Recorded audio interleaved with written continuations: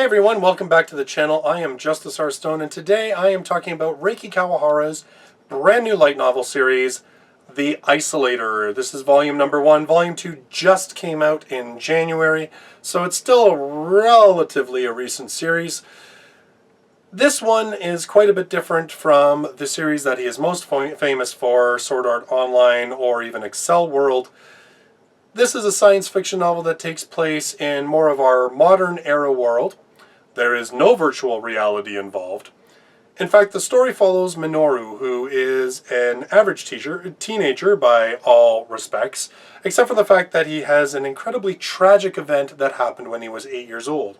Since that time, he's basically tried to live his life very under the radar, trying very hard not to have any kind of negativity or negative memories in particular forming, because to him, once you start trailing along memories, they ultimately all lead to that darkest moment when he was 8 years old, and he is trying so hard to put that all behind him, he's actually convinced himself it's better not to have memories at all. Problem being is that 3 months before the main story begins, Minoru has his body inhabited by this orb that comes down from the sky. He's not the only one. But what the orb does is it gives him a special ability, and he finds out that others have been given abilities as well. But others, not just abilities, they've also been given the urge to destroy, to kill. And so will Minoru be dragged into this conflict? Will he find a way to stay out of it? Well, it wouldn't be much of a series if he did find a way to stay out of it, so you kind of know how that turns out. First of all, there's two things that I want to point out that I thought were really good about this book. The first is actually some of the writing in the very, very beginning. There are 3 vignettes that are sort of a prologue to the main story. And I have to say that these little vignettes I thought were some of the most sincere and emotionally impactful writing that I have encountered in a Reki Kawahara book so far. So that's a really upside, and it really made me excited for the book. Second thing that I thought was very interesting in this book, and I thought it worked quite well, is that he tells a number of scenes from the point of view of the villain. Now, if you're familiar with Kawahara's work, a lot of his villains are either sort of boogeyman characters that don't show up very often. They're just sort of whispered about and being investigated and stuff, but they don't really show up on camera all that often. And either that or they're just sort of mustache twirling, roar, my villain, kind of, very caricature, evil type individuals. But we really don't get a lot of backstory. We don't get the sense that there's this truly important and very personal reason to drive them to be the type of person that they are. We get that in this book, and I thought it worked really well, and it really, I thought, added a bit to the story, being able to see things from that villain's point of view, having at least some level of being able to sympathize and understand the villain's motivations. I thought that was really cool, and like I said, very unlike Kawahara's other books that I've read, so I thought that was a really cool departure. The one problem that I have, though, is that, again, we don't really have a very strong main character. Now, with Minoru, I think he has this sort of really good backstory that starts up. I think the problem with Kawahara is that when we start the book, Minoru is already in flux. His life is already changing, and he has some level of awareness that his life is changing. So we don't get a really strong view of Minoru as a character living his life.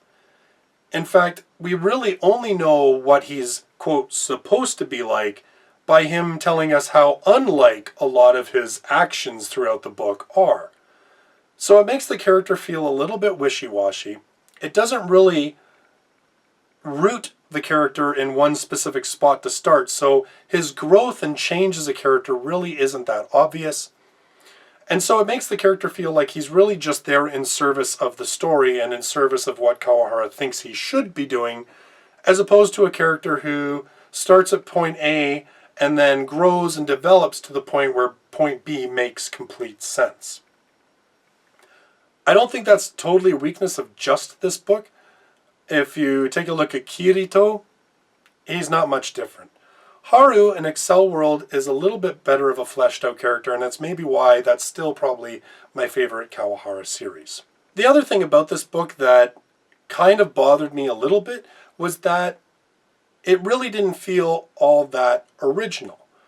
When Sword Art Online came out and Excel World came out, forgetting the fact that there's been a ton of copies and sort of things that have sort of riffed on that idea since, when those things came out, they felt different. They felt original, they felt fresh. It felt like you were in a world that was truly being explored and was open to something completely different that you may not expect. This doesn't feel that way. This feels like something that you've seen before. It is a super-powered high school kids fighting the bad guy of the week type story. We've seen it in countless anime before. It's been in other books before. So it doesn't feel all that original or fresh. It just feels like Kawahara's take on that particular genre. The fact that he uses really worn out tropes like the damsel in distress, like numerous times, not just once or twice, but a couple of times, it makes the book feel a little bit derivative. Is it terrible? No, it's not. Is there room that this story could grow into something kind of really cool and unexpected? I think there is. And I think Kawahara is capable of it. Just based on this first volume, though, it's not there. So those are my thoughts on The Isolator. To me, it's a mixed bag. There is some really good writing in here, probably some of Kawahara's best, in terms of the books that I've read so far of his. But in terms of the story overall, and in terms of the journey of the main character, they fall a little bit flat, and they feel just like stuff that you've seen before. I hope you liked the review. I know some of you might disagree with me, and I really would love to hear your views on The Isolator in the comments down below. Try and keep it a little bit spoiler-free, because that's one of the things I try to do here on the channel. If you liked the video, give it a thumbs up, because it's awesome to see that you guys like this stuff and that you want me to keep at it. Subscribe to the channel if you're new here so that you can catch out all of my future light novel reviews.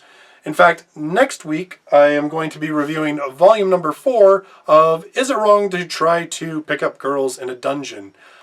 I haven't read one of these novels since like September of 2015, so I'm really looking forward to getting caught up on the series and seeing where that's at. So that'll be my review for next week. Thanks very much for watching the video this week.